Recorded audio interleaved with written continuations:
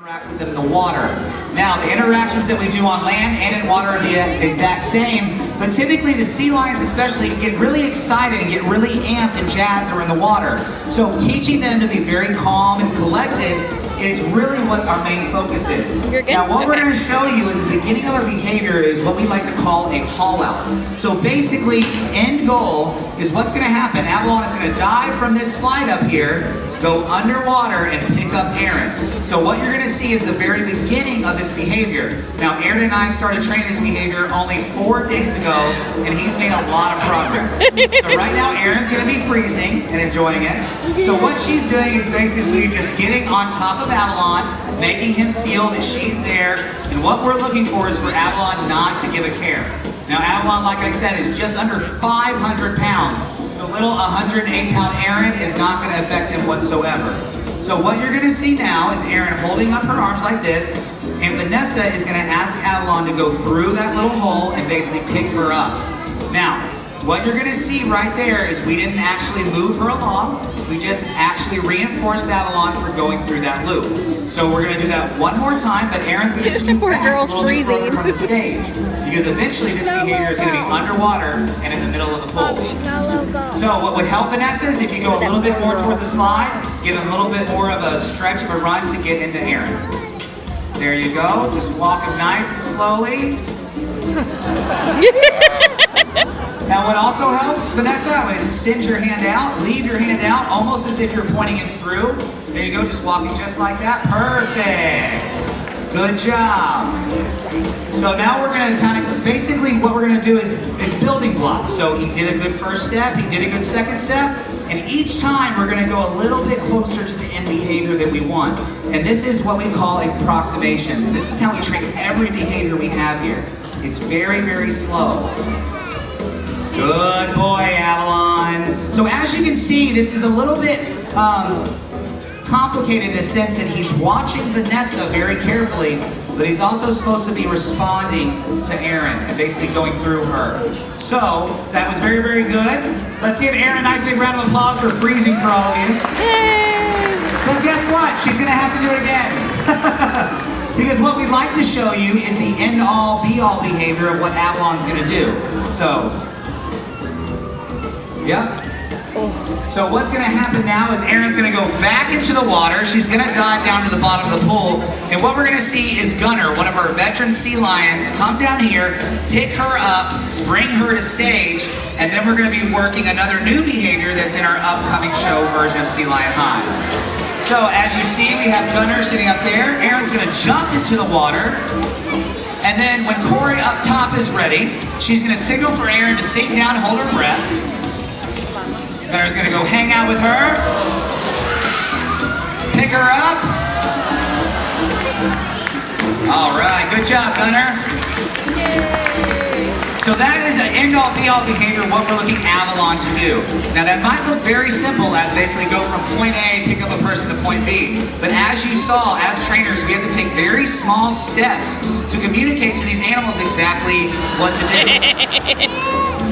So right now what you're seeing is another behavior that we're going to be doing after that. It's what we like to call the CPR behavior. So a lot of you think that it looks like he's just giving her a nice big sea lion kiss. What actually is going to happen is that this character is going to be acting like they need CPR. And then because our trainer doesn't necessarily want to do lip to lip right there, we're going to ask the sea lion to do it, and hopefully it'll be a little funny gag. Now the biggest thing that we as trainers are looking for in this behavior is for him to be very, very gentle. Obviously, Gunner is an over 500-pound sea lion, so if he puts a lot of force into it, it could be potentially a little bit bad. So we're looking for him to be very calm, very collected whenever he makes contact with that kiss. Now, right there when you saw Gunner, you might notice he was a lot bigger than Avalon and Finch. Gunner is a 21-year-old California sea lion, and he weighs just shy of 600 pounds. So whenever those two little guys get full grown, they're going to be about the exact same size as Gunner. Now, the only animals that we have here are not just California sea lions, but we do have, what I'm sure you all are going to enjoy, Asian small-clawed otters. Yay! And we're going to show you a few of the behaviors that we're doing with their upcoming show right now. Now, what's really cool about the Asian small-clawed otters is they're the smallest otter species in the entire world. They weigh about 8 to 10 pounds each. Now, how many of you at home have a cat? All right. How many of you at home have a trained cat? Well, it depends. Yeah, basically none of you. All right, I want to explain something. I mean, she Training plays a cat is a lot like training an otter. It's very, very challenging. And that's mainly because these animals have a very short attention span. So as where with a lot of the marine mammals, such as the sea lions or even the dolphins, we are able to kind of basically pace it out. These otters are a little bit more challenging and it's a quick pace. So coming up on this ledge over here, this is going to be a 13-year-old otter named Sophie. She's actually our oldest female that we have here at the stadium, and she's learning a behavior that's basically called a steal. So you might have noticed we put a little rag over here. Basically in our new story, that's going to be basically the answers to the test, and our otter's going to come out here, grab it, and then head back in through that hole. Now, Sophie knows this behavior, but at a different part of the stage. So what we're basically doing is generalizing it from one part of the stage to the other. So whenever she's ready, she's going to be pointed out. I think I can hear her vocalizing back there. She's quite the loud otter. And she'll come back, grab that basically answer sheet, and then head back. Oh, she's so cute. Good job, Sophie. Now, as you notice, that was just like a green rag. We don't have the exact object that she's going to pull. And whenever we do that, and whenever we get that built, that's going to be another training process for us. Because we have to basically explain to them that this is the new object that we want you to have in your mouth and carry. It's kind of like if you give your dog or cat a new toy at first, sometimes they're not all about it. You have to basically approximate them to get up to that point where they can do that. So, she did that really well. I think she did that real. Okay, we're going to be moving on to the next otter. The next otter you're going to see is an otter named Lily. She's actually one of my favorite otters because I actually was there when she was born 11 years ago at our sister park at SeaWorld San Antonio. Now, what's interesting about this behavior is it's a behavior we already have in our current show, but we're going to be changing it. So what's going to happen is our otter is going to come out of this curtain right here, walk all the way across stage, and then head into the vending machine over here.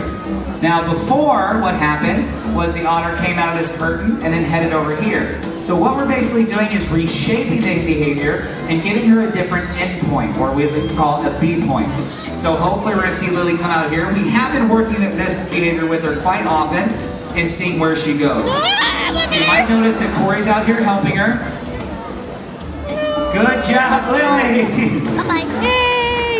So basically what we're going to do is do it again to reinforce that behavior. So we did this exact behavior with her yesterday during this exact same trainer talk, and she kept basically ignoring Corey and running behind her. So it's really good that she did that. Now what Corey's going to do on this next step is Corey's not going to give her as much help.